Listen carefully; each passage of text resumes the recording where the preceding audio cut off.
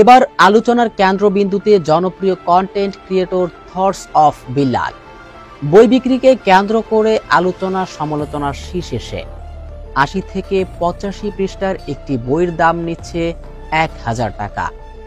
এ নিয়ে কন্টেন্ট ক্রিয়েটরদের মধ্যে তৈরি হয়েছে কন্টেন্ট সংঘর্ষ।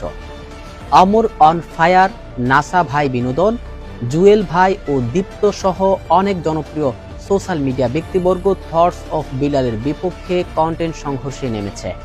ওর কিন্তু কোনো আলোচনা নাই। এখন বিল্লাল চিন্তা করতেছে যে আমার তো ভাত আর নাই, আমি তো শেষ, এখন আমাকে টাউটি করে পাটপাড়ি করে যেভাবে হোক আমাকে একটা জায়গাতে পৌঁছাইতে হবে। শোনা লাগা আবার গর্জন। বলেন কি ভাই, এটা আবার কোন লেখকের বই? আমি রাত জেগে বই লিখেছি, চনিতা তার গর্জন। অপরদিকে থটস অফ বিল্লাল ও তার অনুসারীরাও বসে নেই। তারা লাইভে এসে কন্টেন্ট ক্রিয়েশনের নামে অকথ্য ভাষা ব্যবহার করছে। I learned from this fucking society. একদম যুগে জবাব দিয়ে দিব, একদম আমি একদম ক্লিয়ার করে দিই, তাইলে একটু যদি ওদের বুঝতে সহজ হয় ভালো। ভাই শীতের কাপড়টা খুলে অর্ডার করো।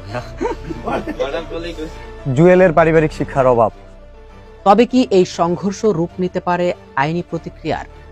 অতিরিক্ত দামে বই বিক্রি করায় থটস অফ বিল্লালের বিরুদ্ধে কি আইনি ব্যবস্থা নেওয়া যেতে পারে?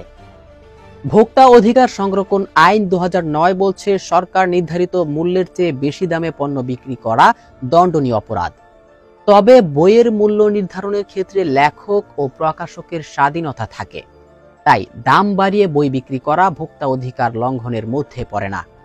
তবে অতিরিক্ত দামের কারণে ক্রেতার আগ্রহ নষ্ট হতে পারে। শুনছিলেন বঙ্গ টাইমসের সংবাদ। এতক্ষণ আপনাদের সাথেই ছিলাম আল ফাহাদ।